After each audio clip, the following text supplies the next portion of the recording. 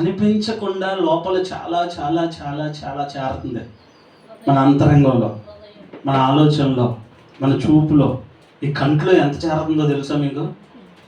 ఈ ఏళ్ళతో మనం ఎన్ని తోస్తున్నామో పైకి తెలుసా? టిక్ టిక్ టిక్ అంటే పైకి ఇట్లా ఇట్లా ఇట్లా ఇట్లా అంటూ లోపలికి కన్నుల్లో నుంచి లోపలికి ఎంత అపవిత్రత వెళ్ళిపోతుందో తెలుసా? వాటిని ఏం చేయాలి మనం? శుభ్రపరచుకోవాలి. ఎలా? గుడ్లు పీకి బకెట్లో వేసి సర్పేసి గట్టిగా కడిగి డెటాయిల్ వేసి పెనాయిల్ వేసి కడిగి మళ్ళీ పెట్టుకోవాలా? హల్లెలూయా! ఏం చేయాలి? వాక్యము చేత శుద్ధీకరించుకో. యవ్వనస్తులు దేని చేత తమ నడతలను శుద్ధీకరించుకుంటారు? దేవుని వాక్యము చేతే కదా. ఆ వాక్యము ఎవరైతే హృదయంలో భద్రపరుచుకుంటారో, వాక్యాన్ని ఎక్కువగా ఈ కనులతో చదువుతారో, వాక్యాన్ని ఎవరైతే ఎక్కువగా హృదయంలో భద్రపరుచుకుంటారో, వాక్య ధ్యానం చేస్తారో, వాక్యానుసారంగా జీవించడానికి ప్రయాసపడతారో, ప్రయత్నం చేస్తారో, వాళ్ళే హృదయాన్ని శుద్ధీకరించుకోగలరు. వాళ్ళు దేవుని మాటను తూచా తప్పకుండా పాటించగలరు. ఈ నూతన సంవత్సరంలో మొట్టమొదటి ఆదివారం దేవుడు మనకి గుర్తు చేస్తున్న ఒక అంశం ఏంటంటే, ఆరాధింతును అన్ని వేళలా. ఈ పాట విన్నారా మీరు? పాడతారు కదా, పాట వింటారు, పాడతారు. అన్ని వేళలా ఆరాధించేవారిగా మనం నిజంగా ఉంటున్నామా? దేవుని వాక్యం మనకి చెప్తుంది ఏంటంటే, అన్ని వేళలా ఆరాధింతును అన్ని వేళలా. ఏంటి అన్ని వేళలా? ఏంటి? మనకు తెలుసు ఆరాధన అంటే దేవుని సన్నిధికి వచ్చినప్పుడు. ఇంతకుముందు మనం చేసాం చూడు, వాక్యానికి ముందు ఒక పావు గంట 20 నిమిషాల్లో ఆరాధన అంటే అది మనకు తెలుసు. నుంచుని పాటలు పాడి చేతులెత్తి చప్పట్లు కొడుతూ స్తుతిస్తూ ఆయనకి కృతజ్ఞతలు తెలియజేస్తూ మనం ఆరాధన చేస్తాం. అదే మనకు తెలుసు. అయితే దేవుని వాక్యం మనకి ఏం చెప్తుందంటే, అన్ని వేళలా ఆరాధించాలి అని చెప్తుంది. 34వ కీర్తన మొదటి వచనాన్ని ఒకసారి చూద్దాం రండి. అక్కడ కీర్తనకారుడు ఏం తెలియజేస్తూ ఉన్నాడు ఒక మాట మనం చూద్దాం. 34వ కీర్తన మొదటి వచనం. నేను ఎల్లప్పుడూ యెహోవాను స్తుతింతును, ఆయన స్తుతి నా నోట ఎల్లప్పుడూ ఉండును. హల్లెలూయా! ఇక్కడ దావీదు అనేటువంటి ఒక భక్తుడు తెలియజేస్తా ఉన్నాడు, నేను ఎల్లప్పుడూ యెహోవాను స్తుతింతును, ఆయన స్తుతి నా నోట ఎల్లప్పుడూ ఉండును. చాలా మంది సంతోషంలో మాత్రమే ఆరాధిస్తారు. ఎప్పుడు ఆరాధిస్తారు? సంతోషంలో ఉన్నప్పుడు మాత్రమే ఆరాధిస్తారు. కానీ దేవుని వాక్యం ఏం చెప్తుందో తెలుసా? ఎల్లప్పుడూ ఆరాధించాలంట. ఈ మాటలు రాసిన కీర్తనకారుడు ఆయన ఉన్న సిచ్యువేషన్ ఏంటంటే, ఆ సమయంలో పారిపోతూ పారిపోతూ పారిపోతూ ఉన్న సమయం అది. సంతోషించే సమయం కాదు, ప్రాణభయంతో పారిపోతున్న సమయం అది. పారిపోతూ పారిపోతూ ఉన్నప్పుడు ఎవరైనా సరే అరచేతిలో ప్రాణాలు పెట్టుకుని పారిపోయేటప్పుడు దేవుణ్ణి స్తుతిస్తారా? ఏంటి నా స్థితి ఎలా వచ్చింది? ఎందుకు నా పరిస్థితి ఎలా వచ్చింది? నేను పారిపోవాల్సిన స్థితి నాకు ఎందుకు వచ్చింది? ఎందుకు నేను ఎట్లా తయారయ్యాను? నేను ఎక్కడ ఉండాల్సిన వాడిని, నాకే ఎందుకు? Why God? ఏంటి పరిస్థితి? నాకెందుకు? Why me? నాకే ఎందుకు? నాకే ఎందుకు ఈ సమస్య? నాకే ఎందుకు ఈ బాధ? నాకే ఎందుకు ఈ ఇబ్బంది? నాకే ఎందుకు ఈ మరణకరమైన పరిస్థితి? నాకే ఎందుకు ఈ అప్పులు? నాకే ఎందుకు ఈ సమస్యలు? ఎన్ని కాలాలు గడిచిపోతున్నాయి. 25 వెళ్ళిపోయింది, 26 వచ్చింది, 24 వెళ్ళిపోయింది, కొత్త సంవత్సరం 25లో ఏమన్నా జరుగుతుందేమో అని చూసా. 2025 కూడా వెళ్ళిపోయింది, ఇప్పుడు 26 వచ్చింది, కానీ నా స్థితి ఏం మారలా. ఏంటి నా పరిస్థితి అని ఇన్ని ఆలోచనలు చేస్తాం మనం. కానీ ఇక్కడ దావీదు ఏం చేస్తున్నాడు? దేవుని వాక్యం ఏం చెప్తుంది? ఎల్లప్పుడూ స్తుతించుడి. హల్లెలూయా! నేను ఎల్లప్పుడూ యెహోవాను సన్నుతిస్తాను, నిత్యము ఆయన కీర్తన నా నోట నుండునని ఆయన చెప్తున్నాడు. ఇంకా తెస్సలోనికీయులకు రాసిన మొదటి పత్రిక 5వ అధ్యాయం 16 నుంచి 18 వచనాలలో దేవుని వాక్యం. మొదటి తెస్సలోనికీయులకు రాసిన పత్రిక 5వ అధ్యాయం 16 నుంచి 18 వచనాల మధ్యలో, ప్రతి విషయమునందున కృతజ్ఞతాస్తుతులు చెల్లించుడి, ఇలాగు చేయుట యేసుక్రీస్తునందు మీ విషయములో దేవుని చిత్తము. హల్లెలూయా! ఏంటంట దేవుని చిత్తం? ఏంటంట? ఎల్లప్పుడూ ఆనందించండి, నిరంతరం ప్రార్థించండి, ప్రతి విషయమునందు కృతజ్ఞతాస్తుతులు చెల్లించండి. ఈరోజు మీరు గుర్తుంచుకోవాల్సింది, మీరు ఎల్లప్పుడూ ఆనందించాలి, నిరంతరం ప్రార్థించాలి, ప్రతి విషయమునందు కృతజ్ఞతాస్తుతులు చెల్లించాలి.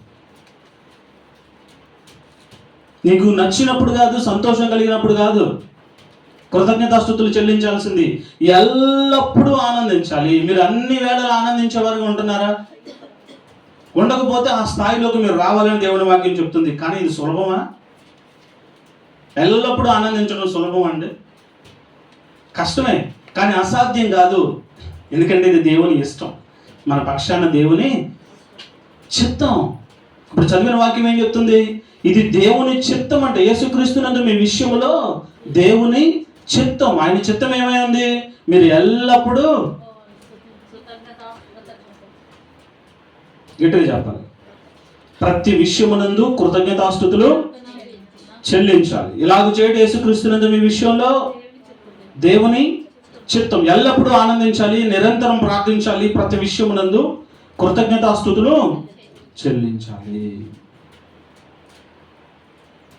అలా ఉంటున్నామా మనం? ఒకసారి గుండెల మీద చేసుకుని ఒకసారి ఆలోచన చేద్దాం. మనం ఎల్లప్పుడూ ఆరాధించేవాళ్ళుగా, ఎల్లప్పుడూ ఆయన స్తుతించేవాళ్ళలాగా, ఎల్లప్పుడూ ఆయన సన్నిధిలో ఆనందంగా, ఎప్పుడు చూసిన ఆనందమే. పాస్టర్ గారు నా ఫోన్ పోయిందండి, చాలా ఆనందంగా ఉంది, దేవునికి స్తోత్రం అండి.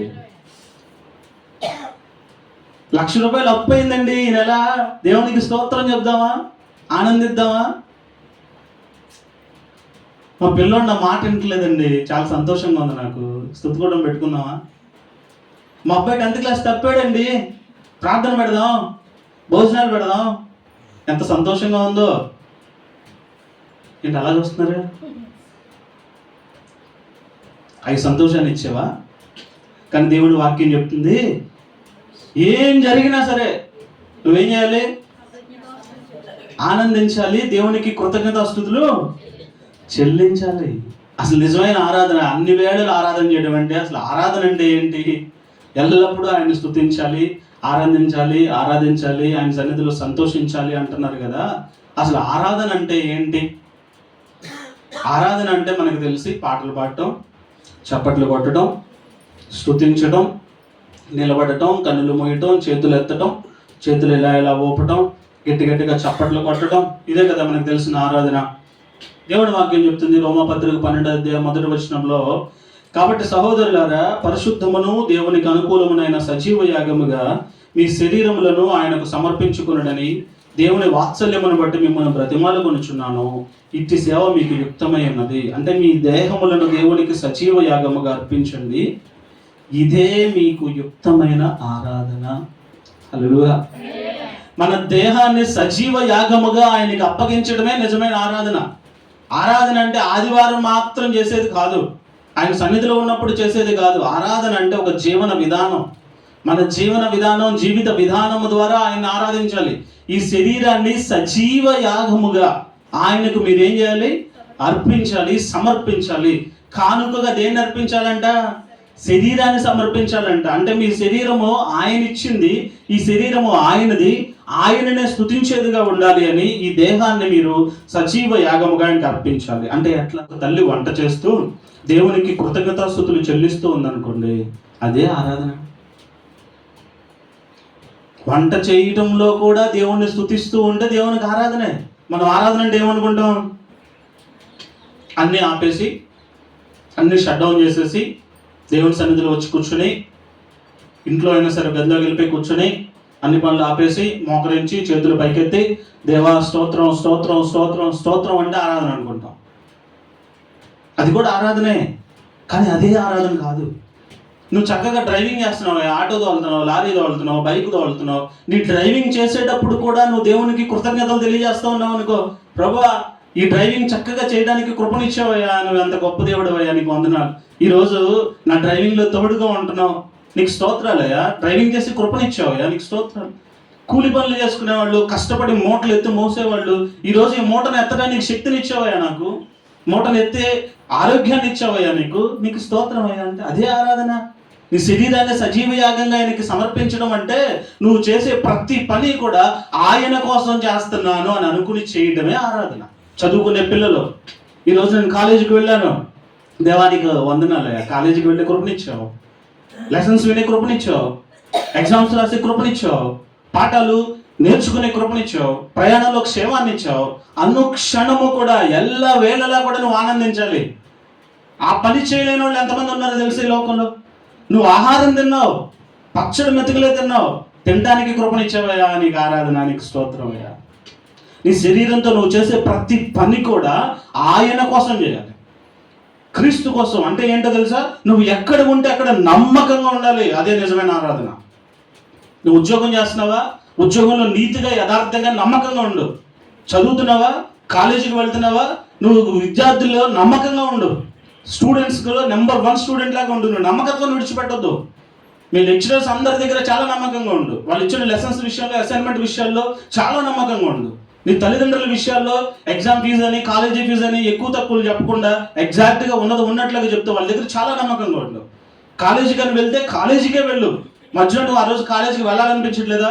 మమ్మీ ఈరోజు నేను కాలేజీకి వెళ్ళను, ఫ్రెండ్స్తో కలిసి బయటకు వెళ్ళాలనుకుంటున్నా, ఉన్నది ఉన్నట్టుగా చెప్పు, యథార్థంగా చెప్పు. కాలేజీ ఎగ్గొడుతున్నావా, చెప్పి మాను. అంతేకాని ఇంట్లో కాలేజీకి అని చెప్పి వెళ్ళి కాలేజీకి వెళ్ళకుండా నువ్వు అన్ని తిరుగులు తిరిగేసి కాలేజీ టైం అయిపోయిన తర్వాత ఇంటికి వచ్చి మోసం చేయి. ఎవరు మోసం చేస్తున్నావు? నువ్వు మోసం చేసుకుంటున్నావు, దేవుణ్ణి మోసం చేస్తున్నావు. అది ఆరాధన కానేరదు. నిజమైన ఆరాధన అంటే సజీవ యాగముగా మీ దేహాన్ని దేవునికి సమర్పించడం, అంటే మీకు అప్పగించిన పనిలో నమ్మకంగా ఉండటం, దేవునికి మహిమకరంగా మీరు ఉండటం.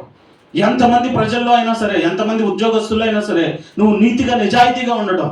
నీ పక్కన వాడు అవినీతి చేస్తున్నా నువ్వు నీతిగా ఉండడం. మీకు అర్థమవుతుందా? మీరు వంట చేసినా కూడా నిజాయితీగా చేయటం, నిజాయితీగా నీ సొమ్ముతో నువ్వు వంట చేయటం. పక్కింట్లో వాళ్ళకి వెళ్ళి అటు చూసి ఇటు చూసి ఆ కరివేపాకు కోసి, ఆ తోటకూర కోసి, గోంగూర కోసి వండడం కాదు. నువ్వు చేసే వంటలో కూడా ఆయనకు ఆరాధన ఎప్పుడో తెలుసా? నీవు ఉన్న దాంట్లో నమ్మకంగా, నీ కష్టార్జితంలో నమ్మకంగా, యథార్థంగా నువ్వు చేసినప్పుడు అది నిజమైన ఆరాధన. అంటే పక్కోళ్ళు దాన్ని ఆశించి, వాళ్ళు లేకుండా చూసి తెచ్చి వంట చేసినా కూడా అది నిజమైన ఆరాధన కాదు. నువ్వు అట్లా వంట చేసి గబగబా ఆరాధనకి వెళ్ళాలి, ప్రార్థనకి వెళ్ళాలి అని పక్కింట్లో వాళ్ళు తీసుకొచ్చేసి వంట చేసి అక్కడ పెట్టేసి మందిరానికి వచ్చి ఆరాధన ఆరాధన అని పాటలు పడితే అది ఆరాధన కాదు. మీ దేహాన్ని సజీవ యాగముగా ఆయనకి సమర్పించాలి. అది నిజమైనటువంటి ఆరాధన. అన్ని వేళలా ఆరాధించాలి. ఏంటి అన్ని వేళలా ఆరాధించడం అంటే? ఆ మాట దగ్గర మనం ఆలోచన చెప్తాం. మొట్టమొదట ఒకవేళ ఏంటంటే మంచి రోజులు. హల్లెలూయా. ప్రతి మనిషి జీవితంలో కూడా ఈ మంచి రోజులు వస్తాయి. ప్రతి ఒక్క వ్యక్తి జీవితంలో కూడా మంచి అనేది జరుగుతుంది. మంచి జరిగినప్పుడు ఆరాధించే వాళ్ళుగా ఉండాలి. చాలా మంది అనుకున్న కార్యం అయిపోయిన తర్వాత, మేలు జరిగిన తర్వాత, మంచి జరిగిన తర్వాత మర్చిపోతాం. మంచి చేసిన వాళ్ళని మనం మర్చిపోతాం. చూడండి, 103వ కీర్తన 1వ వచనంలో దేవుని వాక్యం మనతో సూటిగా మాట్లాడుతుంది. కీర్తన 103వ కీర్తన 1వ వచనం. నా ప్రాణమా యెహోవాను సన్నుతించుము, నా అంతరంగములో ఉన్న సమస్తమా ఆయన పరిశుద్ధ నామమును సన్నుతించుము. నా ప్రాణమా యెహోవాను స్తుతించుము. దేవుడు ఆశీర్వదించినప్పుడు ఆరాధన తగ్గిపోకూడదు. గుర్తుపెట్టుకోండి, నూతన సంవత్సరంలో మీరు దేవుని ఆశీర్వాదం కోసం మీరు ఎదురు చూస్తున్నప్పుడు, ఆశీర్వాదం మీ జీవితంలోనికి వచ్చినప్పుడు ఆరాధన తగ్గకూడదు. సమస్యలు ఉన్నప్పుడు, ఇబ్బందులు ఉన్నప్పుడు ఆరాధన చేస్తాం, దేవుని సన్నిధికి వస్తాం. దేవుడు మీకు సమృద్ధినిచ్చినప్పుడు, అభివృద్ధినిచ్చినప్పుడు, మీరు అనుకున్న కార్యాలన్నీ జరిగినప్పుడు, మీకు సంపద అధికంగా వచ్చినప్పుడు, పనులు ఎక్కువ అవుతున్నప్పుడు, మీ వ్యాపారం అభివృద్ధి చెందినప్పుడు దేవుణ్ణి ఆరాధించడం పక్కన పెట్టి వ్యాపారంలో మునిగిపోకూడదు, ఉద్యోగంలో మునిగిపోకూడదు. మీకున్న అభివృద్ధిలో మీరు దేవుణ్ణి ఆరాధించడం మర్చిపోకూడదు. అన్ని వేళలు ఆరాధించడం అంటే అభివృద్ధి సమయంలో కూడా నువ్వు ఆరాధించేవాడుగా ఉండాలి. ఏమీ లేనప్పుడు దేవుణ్ణి ఆరాధించడం అందరూ ఆరాధిస్తారు. ఖాళీ సమయంలో అందరూ ఆరాధిస్తారు. నువ్వు బిజీగా ఉండవు చూసావా? దేవుడు అభివృద్ధినికి ఇచ్చినప్పుడు, సమృద్ధినికి ఇచ్చినప్పుడు ఒక్క నిమిషం కూడా ఖాళీ లేకుండా, ఒక్క సెకండ్ కూడా ఖాళీ లేకుండా డబ్బు సంపాదనలు నువ్వు తలమునకలైపోతూ ఉంటావు చూడు. దేవుని ఆశీర్వాదం నీ మీదకి వచ్చిన తర్వాత నీకు కూర్చుని భోజనం చేయడానికి కూడా సమయం లేనంత, తీరిక లేనంత సమయంలో కూడా నువ్వు ఉంటావు చూడు. ఆ సమయంలో కూడా ఆయన ఆరాధించడం నువ్వు ఆపకూడదు. హల్లెలూయా. అభివృద్ధి నిన్ను ఆరాధనకు దూరంగా తీసుకెళ్ళకూడదు. అభివృద్ధి పెరిగే కొలది నీ ఆరాధన పెరగాలి. గుర్తుంచుకోండి, ఆరాధన ఆపేసావో నీ అభివృద్ధి ఆగిపోతుంది. ఆరాధన అంటే ఏంటో చెప్పా. ఆదివారం దేవుని సన్నిధికి వచ్చి పాటలు పాడటమే కాదు, వాక్యం చదవడమే కాదు, నువ్వు వంట చేసినా అది దేవుని కోసమే. అన్ని వేళలా ఆరాధన చేయాలి. అన్ని వేళలా ఈ మంచి రోజులు అనే వేళ గురించి ఆలోచన చేస్తున్నాం. మంచి ఉంటుంది మనకి. కొన్నిసార్లు మనకి ఏది పట్టుకుంటే అది బంగారమే, పట్టుకుందల్లా బంగారమే. తలపెట్టిన కార్యం వల్ల సక్సెస్ సక్సెస్ సక్సెస్, ఎటు చూసినా సక్సెస్. అప్పుడు ఈ కళ్ళు ఆటోమేటిక్ ఇక్కడికి వెళ్ళిపోతాయి. మనుషులు ఎవరు కనపడరు, ఆశీర్వదించిన దేవుడు కూడా కనపడ్డు, దేవుని సన్నిధి కనపడదు. ఖాళీ ఎక్కడ ఉంది పాస్టర్ గారు? చూస్తున్నారుగా, ఖాళీ ఉంటే వస్తాం. మీకు న్యాయమేనా? నేను ఎంత కష్టపడుతున్నా, ఏం మందిరానికి 1,00,000 కావాలా చెప్పు, చెక్ రాసిస్తా. 2 లక్షలు కావాలా తీసుకో. కాదు, దేవుడికి కావాల్సింది నీ డబ్బు కాదు, నువ్వు. నిన్ను ఆశీర్వదించింది దేవుడు ఎందుకు? ఆయన సన్నిధిలో నువ్వు ఆశీర్వాదంగా ఉండి అనేకులకు ఆశీర్వాదంగా మారుతావని. నువ్వు బిజీ అయిపోయి దేవుణ్ణి పక్కన పెట్టేసి, దేవుని వాక్యాన్ని పక్కన పెట్టేసి ఆయన ఆరాధించడం మానేసావనుకో, అంటే నువ్వు ఉన్న పనిలో, నువ్వు చేసే వ్యాపారంలో నమ్మకంగా లేకపోతే ఆయన ఆరాధించినట్టు కాదు. నువ్వు ఆదివారం టైం కుదుర్చుకున్న మందిరానికి వచ్చి కూర్చుని ఆరాధించి వెళ్తున్నా, నువ్వు చేసే వ్యాపారంలోనో, నువ్వు చేసే ఉద్యోగంలోనో, నువ్వు చేసే పనిలోనో, వ్యవసాయంలోనో నువ్వు నమ్మకంగా లేకుండా అన్యాయంగా నువ్వు ఉన్నావనుకో, అది ఆయనకి ఆరాధన కాదు, అది నిజమైన ఆరాధన కాదు. నువ్వు ఆరాధన చేస్తున్నట్లు కానే కాదు. అన్ని వేళలా ఆయన ఆరాధించాలని దేవుని వాక్యం చెప్తుంది. ఆ మొదటి వేళ ఏంటంటే మంచి రోజుల్లో. ఉదాహరణ, దావీదు రాజయ్యాక కూడా ఆరాధన మానేడా? గొర్రెలు కాస్తున్నప్పుడు అరణ్యములో సింహాలు ఎలుగుబంట్లు వస్తున్నప్పుడు కూడా ఆరాధించాడు, వాటి నుంచి గొర్రెల్ని తప్పించినప్పుడు. అట్లాగే తర్వాత ఆయన రాజయ్యి ఉన్నతమైన స్థానానికి వెళ్ళిన తర్వాత కూడా రాజు ఖాళీ ఉంటుందా? ఎన్ని కార్యాలు ఉంటాయి రాజుకి, చూసుకోవాల్సిన పనులు ఎన్ని ఉంటాయి. అప్పుడు కూడా దేవుడిని ఆరాధించడం రాజు మానలేదు. మొదటిది ఏంటంటే మంచి రోజుల్లో మనం ఆరాధన మానకూడదు. రెండోది చెడు రోజులు, చెడ్డ వేళలో ఆయన ఆరాధించే మన జీవితాల్లో కూడా అప్ అండ్ డౌన్స్ వస్తాయి. మంచితో పాటు చెడు కూడా మనం ఫేస్ చేయాలి, లాభంతో పాటు నష్టం కూడా మనం ఎదుర్కోవాలి. తెలుసా, నష్టాలు కూడా వస్తాయి. అంత బాగుంది, సజావుగా సాగుతుంది, సమృద్ధిగా ఉంది, దేవుడు నన్ను ఆశీర్వదించాడు, ఈ సంవత్సరం అంతా చాలా బాగుంది, ఈ 2 సంవత్సరాలు చాలా బాగుంది అనుకున్నప్పుడుగా సడన్గా ఒక్కసారిగా పరిస్థితులు ఎలా అవుతాయి అంటే తలకిందులు అయిపోతాయి. అవ్వవా? యోగుని చూద్దామా? యోగు జీవితంలో ఏమైందో చూసారా?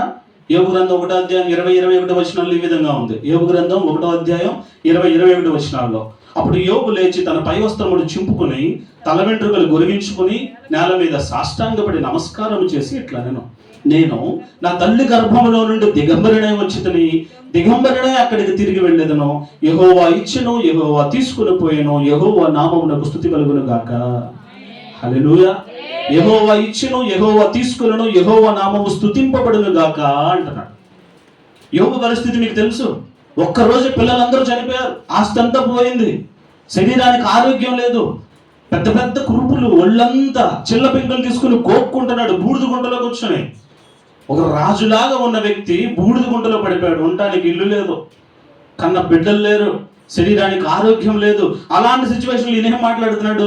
యెహోవా ఇచ్చెను, యెహోవా తీసుకునను, యెహోవా నామము స్తుతింపబడును గాక. యోబు కన్నీళ్ల మధ్యలో కూడా ఆరాధిస్తున్నాడు. అలాంటి వాడిని దేవుడు వదిలిపెట్టాడా? ఎందుకు వదలరా? బాధల్లో కూడా ఆరాధించేవాడిగా ఉన్నాడు. అది మనం సంతోషం వచ్చినప్పుడు ఆరాధించడం మానేస్తాం, సమృద్ధి వచ్చినప్పుడు, అభివృద్ధి వచ్చినప్పుడు ఆరాధించడం మానేస్తాం. ఇప్పుడు బాధలు వచ్చినప్పుడు, కన్నీళ్ళు వచ్చినప్పుడు, నష్టాలు వస్తున్నప్పుడు, కష్టాలు వస్తున్నప్పుడు, అనారోగ్యం వస్తున్నప్పుడు, ఇబ్బందులు వస్తున్నప్పుడు, ఎగ్జామ్లో ఫెయిల్ అయినప్పుడు, సక్సెస్ లేనప్పుడు, వివాహం కోసం ఎదురు చూస్తున్న అన్ని వివాహాలు ఫెయిల్ అవుతున్నాయి, ఎక్కడ వివాహం సెట్ అవ్వనప్పుడు, వ్యాపారంలో ఎటు చూసినా నష్టాలే వస్తున్నప్పుడు, అప్పుల మీద అప్పులు అయిపోతూ ఉన్నప్పుడు, యెహోవా అంతకుముందు ఇచ్చాడు, ఆయనకి స్తోత్రం, ఇప్పుడు తీసేసుకున్నాడు, ఆయనకి స్తోత్రం అంటున్నావా? ఆరాధిస్తున్నావా? ఆ సమయంలో ఆరాధించకపోగా ఆ సమయంలో నేను దేవుణ్ణి నమ్ముకునే నాకేంటి లాభం? నమ్ముకోనప్పుడే బాగుంది నా స్థితి, నమ్ముకున్నాక ఇంకా దిగజారుతుంది కదా అని సనిగేవారుగా, గొనిగేవారుగా ఉంటున్నాం. ఈరోజు దేవుడు మనతో మాట్లాడుతున్నాడు సూటిగా, నీ చెడ్డ దినాల్లో కూడా నువ్వు దేవుడిని ఆరాధించు. మనకి ఎగ్జాంపుల్ మాదిరి యోబు. యేసుక్రీస్తు ప్రభువు కూడా సిలువ మీద ఆయన ప్రాణం పోయేటప్పుడు తండ్రి దగ్గరికి వెళ్ళి, తండ్రి నీ చిత్తమైతే గిన్నె నా యొద్ద నుండి తొలగించి అన్నాడు, కానీ నీ చిత్తమే సిద్ధింపచేయని అన్నాడు. అక్కడ కూడా దేవుని స్తుతించాడు, మహింపరిచాడు. ఎలా? దేవుని చిత్తాన్ని నెరవేర్చడం ద్వారా. హల్లెలూయా. నీ కష్టాలు వచ్చినా, నష్టాలు వచ్చినా, నువ్వు అప్పుల పాలైనా దేవుణ్ణి ఆరాధించడం అంటే ఏంటో తెలుసా? యథార్థంగా, నీతిగా అప్పుడు కూడా నిలబడటం.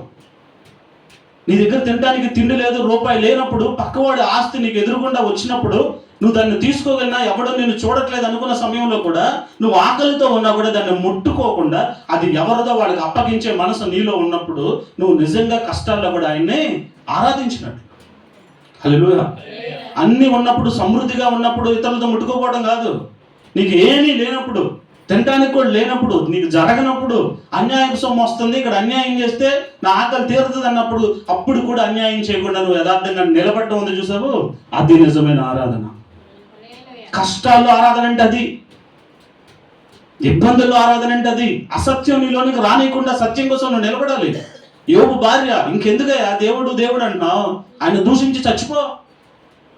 అప్పుడేమంటున్నాడు, దేవుడి దగ్గర నుంచి మనం మేలే అనుభవించదగినా, కీడు అనుభవించదగ్గదా?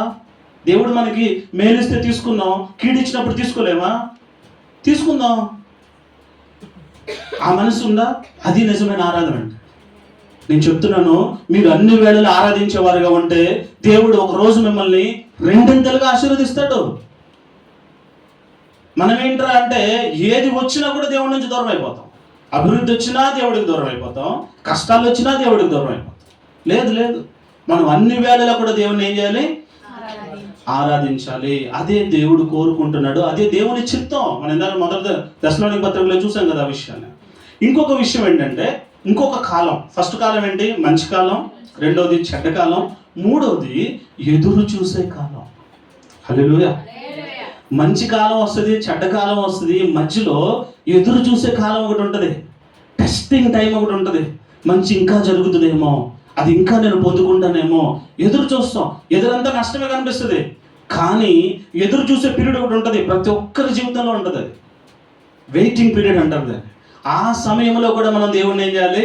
ఆరాధించాలి. మీకు ఎగ్జాంపుల్ చూపిస్తాను. హబక్కూకు గ్రంథం 3వ అధ్యాయం 17-18 వచనాలు. అంజూరపు చెట్లు పూయకుండానను, ద్రాక్ష చెట్లు ఫలింపకపోయినను, ఒలీవ చెట్లు కాపులేక ఉండినను, చేనులోని పైరు పంటకు రాకపోయినను, గొర్రెలు దొడ్డులో లేకపోయినను, శాలలో పశువులు లేకపోయినను, నేను యెహోవా యందు ఆనందించదును, నా రక్షణకర్త అయిన నా దేవుని యందు నేను సంతోషించదును. ఏమంటున్నాడు ఇక్కడ ఆయన?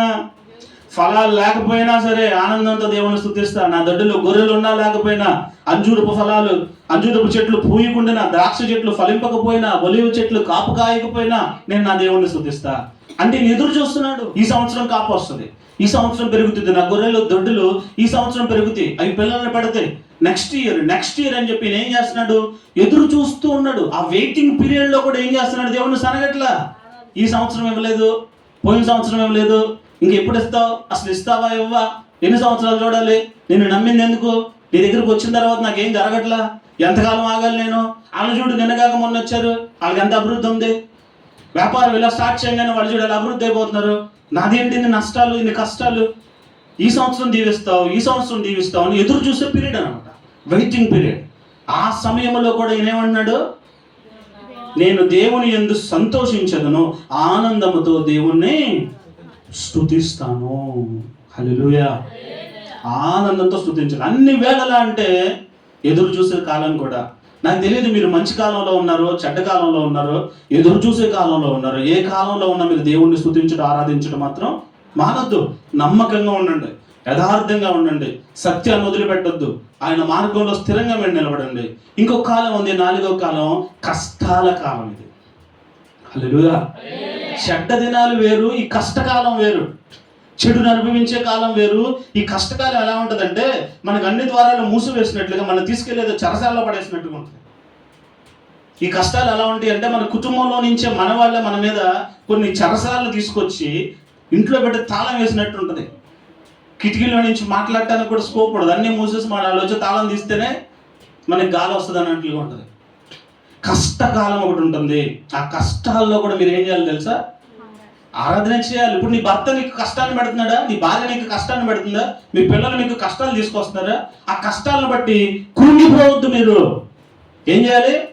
ఆరాధన చేయాలి. ప్రభువా, ఈ కష్టం నాకు ఇచ్చావు, నా కొడుక్కి మనసు ఇచ్చావు, నా కూతురికి మనసు ఇచ్చావు, నా భర్తకి మనసు ఇచ్చావు, ఈ కష్టం ఇచ్చావు, లేకపోతే నా భార్యకి కష్టం ఇచ్చావు, ఈ మనసు ఇచ్చావు, దాన్ని బట్టి నాకు కష్టం, నా మనవని బట్టి కష్టం, మనవరాలను బట్టి కష్టం, నీకు వందనాలు స్తోత్రాలు అంటూ మోకరించి, వాళ్ళు నిన్ను పెట్టే కష్టాలను బట్టి, ఎవరైతే నీకు కష్టాలు కలిగిస్తున్నారో వాళ్ళను బట్టి నువ్వు దేవుని సన్నిధిలో కృతజ్ఞతాస్తుతులు చెల్లిస్తూ ఆరాధించాలి, పాటలు పాడుతూ సంతోషించాలి. కష్టాలు పెట్టిన వాళ్ళని శపించకూడదు, వాళ్ళని దూషించకూడదు, వాళ్ళని నిందించకూడదు. నీ కట్లు కట్టి బంధకాలు వేసిన నేను కష్టపెడుతున్న వాళ్ళని ఏమి అనకుండా నువ్వు ఒకటి దేవుని స్తుతించు. నాకు ఈ కష్టం ఇచ్చావు, నీకు స్తోత్రము, నన్ను ఈ మాట అనేలా చేసావు, నీకు వందనాలు, నా హృదయానికి బాధ కలిగేలా చేసావు నీకు స్తోత్రం, నా కొడుకు నన్ను తిట్టేలా చేసావు నీకు స్తోత్రం, నా భర్త నన్ను కొట్టేలా చేసావు నీకు వందనాలు. కష్టం ఇది, చెప్పినంత ఈజీ కాదు. కానీ మీరు చేసి చూడండి, నేను చెప్తున్నాను, వాళ్ళ మనసులు మారపోతే మీ కట్లు తెగపోతప్పుడు నన్ను అడగండి. కావాలంటే చూడండి, పౌలు శీలలు ఇద్దరు, అపోస్తుల కార్యాల గ్రంథం 16వ అధ్యాయం 25-26 వచనాలు. అపోస్తుల కార్యాల గ్రంథం 16వ అధ్యాయం 25-26 వచనాలు. ఈ ఆరాధన ఎలాంటిదో తెలుసా? కష్టాల్లో చేసే ఆరాధన, గొలుసులు తెంచే ఆరాధన, మీ బంధకాలు తెంచే ఆరాధన. అయితే మధ్యరాత్రి వేళ పౌలును శీలయు దేవునికి ప్రార్థించుచు కీర్తనలు పాడుచుండరి, ఖైదీలు వినుచుండిరి. అప్పుడు అకస్మాత్తుగా మహాభూకంపం కలిగిన, చెరసాల పునాదులు అదరెను. వెంటనే తలుపులన్నీ తెరుచుకును, అందరి బంధకములు ఊడెను. హల్లెలూయా. పౌలు శీలలు బంధకాల్లో వేయబడ్డారు, చెరసాల్లో వేయబడ్డారు, బంధించబడ్డారు. వాళ్ళతో పాటు ఖైదీలు ఉన్నారు. అందరు ఖైదీలు ఏమో బాధపడుతున్నారు, అయ్యో నేను ఎప్పుడు బయటకు వెళ్తాను, ఎప్పుడు నేను ఏం చేస్తే బయటకు వస్తాను, నాకు ఎందుకు వచ్చింది చెరసాల శ్రమ, ఎందుకు వచ్చింది, కష్టం ఎందుకు వచ్చింది అని కూర్చొని కుమిలిపోయి ఏడ్చేవాళ్ళు కొంతమంది. అయితే నేను ఇంకా ఇక్కడ ఉన్నాను కాబట్టి కఠినంగా ఉండాలి, పక్కోడిని కొట్టైనా ఆడి ఫుడ్ నేను తినాలి, నాకు ఇక్కడ తిండి సరిపోవట్లేదు ఆడి దగ్గర లాక్కునేవాడు ఒకడైతే. ఖైదీలు మనసులు ఎలా ఉంటాయో తెలుసుగా, రకరకాల పరిస్థితులు, చెరసాల యజమాని మీద, అధికారం మీద పోట్లాడేవాళ్ళు కొంతమంది అయితే, కొంతమంది మౌనంగా ఏడుస్తూ మూలకెళ్ళి కూర్చునేవాళ్ళు కొంతమంది అయితే. పౌలు శీలలు ఏం చేస్తున్నారు తెలుసా? చెరసాలలో ఉండి కీర్తనలు పాడుతూ దేవుణ్ణి స్తుతిస్తుంటే ఖైదీలు వింటున్నారు. హల్లెలూయా. మనం కూడా ఎలాంటి కష్టం అనే చెరలో ఉన్నామో, ఆ చెరలో ఉండి మనం ఏం చేస్తాం? ఇతరుల ఖైదీల్లాగా బాధపడకుండా, సనక్కుండా, గొనక్కుండా ఆయన్ని స్తుతిస్తూ ఆరాధిస్తూ ఉంటే ఆ ఖైదీలు వింటారు. అప్పుడు ఏం జరిగింది? భూకంపం వచ్చింది, చెరసాల పునాదులు అదరినాయి, వెంటనే తలుపులన్నీ తెరుచుకున్నాయి. పౌలు శీలలు జైల్లో ఉన్నారు, గాయాలతో ఉన్నారు, అంధకారంలో ఉన్నారు. కానీ ఏం చేస్తున్నారు? ఆరాధిస్తున్నారు. ఫలితం ఏంటి? భూమి కంపించింది. హల్లెలూయా. నువ్వు కష్టాల్లో ఆరాధన చేస్తే భూమి కదిలిపోద్ది అంతే. నీ కష్టాన్ని కలిగించే పరిస్థితులన్నీ కదిలిపోయి ఆ బంధకాలన్నీ ఊడి కింద పడతాయి. హల్లెలూయా. నీ ఆరాధనలో అంత శక్తి ఉంది. కష్టాల్లో చేసే ఆరాధనలో నీ కష్టాలు, నీ బంధకాలను తెంపివేసే శక్తి ఉంది. ఊరకే అక్కడ ఏం చేస్తున్నారు? పాటలు పాడుతున్నారు, ఆరాధిస్తున్నారు, స్తుతిస్తున్నారు. చెరసాల్లో వాళ్ళకి చేతికి ఏముంటాయి? సంఖ్యలు ఉంటే, ఒకవేళ ఆ సంఖ్యలతో డ్రమ్స్ లాక్ కొడుతున్నారేమో, ఆ సంఖ్యలతో కింద కొడతా దేవుని స్తుతించుడి అంటున్నారు. ఏం పాట పాడుతున్నారో తెలియదు మనకి. పాటలు పాడుతూ దేవుని స్తుతిస్తున్నారు. ఆ బాధలో శరీరం అంతా గాయాలు. వాళ్ళని చెరసాల్లో వేసే ముందు బయట మామూలుగా కొట్టలేదు వాళ్ళని, సువార్త నిమిత్తం. అన్ని దెబ్బలు తిని రక్తం కారుతూ ఉండి గాయాల్లో ఉండి చెరసాల్లో పడితే, చెరసాల్లో ఉన్నప్పుడు కృంగిపోకుండా, బాధపడకుండా పాటలు పాడుతున్నారు. హల్లెలూయా. గొలుసులు తెగిపోయి జైలు తలుపులు తెరుచుకున్నాయి. సమస్య మారకపోయినా వాతావరణం మారిపోద్ది ఆరాధనలో. హల్లెలూయా. నీ కుటుంబంలో ఉన్న సమస్యలు వెంటనే బయటకు రాకపోవచ్చు, కానీ ఆ కష్టాలకి కారకులైన వారి మనస్సులు మారిపోతాయి. నువ్వు నిజంగా యథార్థంగా ఆరాధన చేస్తే మారిపోతాయి అంతే. ఇప్పుడు ఒక విశ్వాసం ఉన్నాడండి, ఉద్యోగం పోయింది, అప్పులైనాయి, అనారోగ్యం వచ్చింది, కానీ ప్రతిరోజు దేవుని స్తుతిస్తున్నాడు అనుకోండి, కొంతకాలానికి ఉద్యోగం ఇస్తాడు, ఆరోగ్యం ఇస్తాడు, చివరికి ఆ జీవితాన్ని సాక్ష్యంగా మారుస్తాడు. హల్లెలూయా. కష్టాల వేళల్లో కూడా నువ్వు దేవుణ్ణి ఆరాధిస్తే, ఎందుకు ఆరాధించాలంటే ఈ కష్టాల ద్వారా దేవుడు నీతో ఒక సాక్ష్యాన్ని సిద్ధం చేస్తున్నాడు. నీ జీవితాన్ని ఇతరులకు ఆదర్శంగా నిలబెట్టబోతున్నాడు. ఇలాంటి కష్టాల్లో ఉన్న వాళ్ళకి నీ సాక్ష్యం ఆదరణ ఇవ్వబోతుంది. నిన్ను నిలబెట్టబోతున్నాడు, నిన్ను మౌళ్ళు చేస్తున్నాడు అంతే. ఒక ఆయుధంలాగా మారుతున్నావు నువ్వు. కొలిమిలో కాల్చబడిన తర్వాత ఇనుము, దాన్ని బాగా కొడితేనే కదా అది ఒక షేప్లోకి వచ్చి పొలుగైనా, కత్తైనా, కొడవలైనా అయ్యేది. సో కొలిమిలో నువ్వు వెళ్తున్నావంటే నువ్వు ఆనందించాలి, సంతోషించాలి. ఏంటంటే నేను ఒక ఆయుధంగా మారుతున్నాను. ఆరాధించాలి. దెబ్బ పడే కొలది ఆరాధించాలి.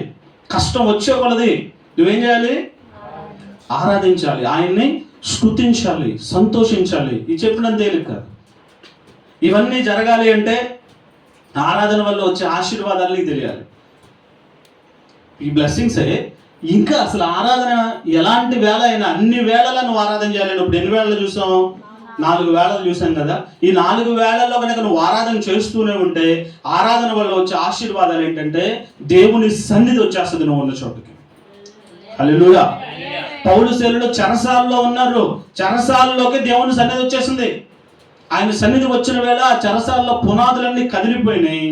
అంటే నీ సమస్యల్లో నువ్వు ఉండగానే, నువ్వు కష్టాల్లో ఉండగానే నువ్వు ఆరాధన చేస్తే నీ కష్టములోకి ఆయన దిగొస్తాడు. ఆయన ఎక్కడో ఉన్నాడని నువ్వు ఎతికి ఎక్కడికో పరిగెట్టక్కర్లా, నువ్వు ఉన్న చోటగా ఆయన దిగి వచ్చేస్తాడు. నీ ఆరాధన ఆయన సన్నిధిని నీ దగ్గరికి తీసుకొని వస్తుంది. ఎందుకంటే ఆయన ఏం చెప్పాడంటే 22వ కీర్తన 3వ వచనంలో ఇశ్రాయేలు చేయు స్తోత్రముల మీద ఆసీనుడై ఉన్నాడంట. ఇశ్రాయేలు అంటే దేవుని జనాంగం, దేవుని ప్రజలు, మనమే. కీర్తన 22వ కీర్తన 3వ వచనంలో మనం చేసే స్తుతుల మీద ఆయన ఆసీనుడు అవుతాడు. నువ్వు కష్టంలో ఉండి స్తుతించావనుకో, స్తుతులతో ఆయనకు ఒక సింహాసనాన్ని ఏర్పాటు చేసావనుకో, ఆ సింహాసనం మీద ఆయన ఆసీనుడై వస్తాడు. ఆయన ఒకసారి దిగివచ్చాడు అంటే, ఆయన మహిమ, ఆయన సన్నిధి నీ మధ్యలో నీకు దిగివచ్చిందంటే సాతాను చేత కట్టబడిన కట్లు, బంధకాలన్నీ కూడా తెగిపోతాయి. ఆయన మహిమ ఉన్న చోట అపవాదికి అవకాశం లేదు. మీరు చేయాల్సిందల్లా ఆయన్ని అన్ని వేళలా ఆరాధించడం, స్తుతించడం. అంత గందరగోళ పరిస్థితుల్లో ఉన్న ఆరాధించినప్పుడు ఆయన మహిమ, ఆయన సన్నిధి మీ మధ్యలోనికి వస్తుంది. ఆయన సన్నిధి, మహిమ మీ మధ్యలోకి వచ్చిన వెంటనే మీ మనస్సులోకి శాంతి కలుగుతుంది, సమాధానం వస్తుంది, నెమ్మది వస్తుంది. అప్పుడు దాకా కలవరం, గందరగోళం, ఏంటి సమస్యలు, ఈ ఇబ్బందులు, ఈ కష్టాలు, ఈ ఇరుకులు అనే ఆలోచనలో ఉన్న నీవు అలాగే ఆయన ఆరాధిస్తూ ఉంటే, ఆయన సన్నిధిని ఎప్పుడైతే నీ మధ్యలోనికి దింపగలిగే ఆరాధన నువ్వు చేసావో, ఆయన సన్నిధి నీ మధ్యలోనికి వచ్చిందో, వచ్చిన వెంటనే నీ హృదయం ఏం కలుగుతుంది? శాంతి కలుగుతుంది. ఎందుకంటే నీ హృదయం ఆయన మీద ఆనుకుని ఉంది కనుక. యెషయా గ్రంథం 26:3వ వచనంలో, యెషయా గ్రంథం 26వ అధ్యాయం 3వ వచనంలో, ఎవని మనస్సు నీ మీద ఆనుకునునో వానిని నీవు పూర్ణ శాంతి గల వానిగా కాపాడుదువు, యాలయనగా అతడు నీ యందు విశ్వాసం ఉంచి ఉన్నాడు. హల్లెలూయా. మనం ఆయన యందు విశ్వాసం ఉంచి ఉన్నాము కనుకనే కష్టాల్లో కూడా ఆయన్ని ఆరాధిస్తున్నాం. మన మనసు ఆయన మీద ఆనుకుంది కనుకనే కష్ట సమయంలో కూడా ఆయన్ని ఆరాధించి స్తుతించే వారిగా ఉన్నాం. ఎవరి మనసు ఆయన మీద ఆనుకుంటుందో వాళ్ళని ఆయన పూర్ణ శాంతి కలిగిన వాడిగా చేస్తాడు. ఆయన మహిమ, ఆయన సన్నిధి మన మధ్యలోకి దిగి వస్తుంది. రెండవదిగా పూర్ణ శాంతి మనకి కలుగజేస్తాడు. ఫైనల్గా మూడవది ఏంటంటే మనకు ఉన్నటువంటి ఆ పోరాటాల్లో నుంచి విజయాన్ని ఇస్తాడు. హల్లెలూయా. విజయాన్ని ఇస్తాడు. శత్రువుల బంధకాల్లో నుంచి బయటకు తీసి మనకి విజయాన్ని ఇస్తాడు. 2వ దినవృత్తాంతాల గ్రంథం 20వ అధ్యాయం 22వ వచనంలో అక్కడ ఒక సందర్భం ఉంటుంది. 2వ దినవృత్తాంతాల గ్రంథం 20వ అధ్యాయం 22వ వచనాల్లో, వారు పాడుటకును స్తుతించుటకును మొదలు పెట్టగా యెహోవా యూదా వారి మీదకి వచ్చిన అమోనీయుల మీదను, మోయాబీయుల మీదను, సేయీరు మన్యవాసుల మీదను మాటుగాండ్రను పెట్టిన గనుక వారు హతులైరి. యుద్ధం చేయడానికి శత్రువులు వారి మీదకి వస్తున్నప్పుడు, యూదా వారి మీదకి అమోనీయులు, మోయాబీలు, సేయీరులు అనేటువంటి వీళ్ళు యూదుల మీదకి యుద్ధానికి వస్తున్నప్పుడు వాళ్ళు ఏం చేస్తున్నారంటే ఇక్కడ పాడుటకు, స్తుతించుటకు మొదలు పెట్టారంట. యుద్ధం జరిగే సందర్భంలో కూడా పాటలు పాడటం, స్తుతించినప్పుడు ఎవరైనా మీ మీద యుద్ధానికి వచ్చారనుకోండి, యుద్ధం అంటే మీ మీద పోట్లాటకో, కొట్టడానికో, తిట్టడానికో, గొడవలు ఆడటానికి వచ్చారనుకోండి, మీరు ఏం చేయాలంటే ఆ సమయంలో వాళ్ళ మీద పోట్లాడకుండా, వాళ్ళ మీద యుద్ధం చేయకుండా పాటలు పాడుతూ దేవుని స్తుతించాలి. అప్పుడు వీడికి పిచ్చి ఎక్కిందిరా, మెంటలు ఎక్కిందిరా అనుకుంటారా? ఈడండి తిడతానికి వెళ్తుంటే పాటలు పాడుతున్నాడు, నేనంటే లెక్కలేదు వీడికి అనుకుంటారు కొంతమంది. మీదకి వస్తారు, కొడతారు. కొట్టినా సరే దేవానికి స్తోత్రం అయ్యా, కొట్టించే అవకాశం ఇచ్చావు. యేసుప్రభు ఏం చేశాడు? ఈ చెంప మీద కొట్టి చెంప చూపించాలి అన్నాడు. అదే ఇది ఆరాధన అంటే. అదే ఆరాధన చేయడం అంటే వాక్యాన్ని నెరవేర్చడమే. యుద్ధం చేయడానికి సిద్ధం అవ్వకూడదు. ఎందుకంటే యుద్ధం చేసేవాడు ఎవడు? యెహోవానే యుద్ధం చేస్తాడు. ఆయన యుద్ధం చేస్తాడు. మనం ఓరగా నిల్చుండి ఆయన స్తుతించాలంతే. ఈ సంవత్సరం వాగ్దానం గుర్తుందా మీకు? మౌనంగా ఇక్కడ ఏం చేయాలి? పాటలు పాడాలి. ఇక్కడ యుద్ధం మీదకి వస్తుంది, ఏదో వారి మీద వాళ్ళు ఏం చేస్తున్నారు? పాటలు పాడుతూ ముందుకు వెళ్తుంటే దేవుడే వాళ్ళని అంతం చేశాడు, విజయాన్ని ఇచ్చాడు. సో మనం ఆరాధన చేస్తే ఆరాధనలో ఫైనల్గా మనకి విజయం వస్తుంది. మీరు దేంట్లో అపజయాన్ని చూస్తున్నారో, ఏ విషయాల్లో మీరు ఓడిపోతున్నారో, సంవత్సరాలు గడిచే కొలది విజయాన్ని చూడకుండా ఎప్పటికప్పుడు ఓటమి పాలవుతున్నారు. ఆ ఓటమి నుంచి మీరు బయటకు రావాలి అంటే అన్ని వేళలా మీరు ఆరాధించే వారిగా ఉండాలి. హల్లెలూయా. ఎల్ల వేళలా ఈరోజు దేవుడు మనల్ని అడుగుతూ ఉన్నాడు ఏంటంటే, పరిస్థితులను బట్టి ఆరాధిస్తున్నావా, లేక అన్ని వేళలా ఆరాధిస్తున్నావా? ఒకటే, పరిస్థితులు మారే కొలది ఆరాధిస్తాం. అలా కాదు, పరిస్థితి మారినా మారకపోయినా మనం ఈరోజు తీసుకోవాల్సిన నిర్ణయం ఏంటయ్యా అంటే, కన్నీళ్లలోనైనా ఆనందంలోనైనా నేను నిన్నే ఆరాధిస్తాను అని చెప్పగలమా? ఈ మాటలు విన్న మీరు, నా కన్నీళ్లలో అయినా, నా సంతోషంలో అయినా, నా వ్యాధిలో అయినా, నా బాధలో అయినా, నా దుఃఖంలో అయినా, నా సంతోషంలో అయినా, నా విజయములో అయినా, నా ఓటములో అయినా, నా బాధలో అయినా, నేను ఫెయిల్ అయినా, పాస్ అయినా, ఉద్యోగం వచ్చినా రాకపోయినా, నాకు పెళ్ళి అయినా అవ్వకపోయినా, నేను ఇల్లు కట్టినా కట్టకపోయినా, నేను అడిగినవన్నీ జరిగినా జరగకపోయినా, అన్ని వేళలా నేను ఎదురు చూసే కార్యం జరిగినా జరగకపోయినా, అన్ని వేళలా నేను ఆయన్ని ఆరాధిస్తాను అని ఈరోజు దేవునికి చెప్పగలరా? ఆలోచన చేసుకోండి. విన్న వాక్యాన్ని బట్టి పరిశీలన చేసుకోండి.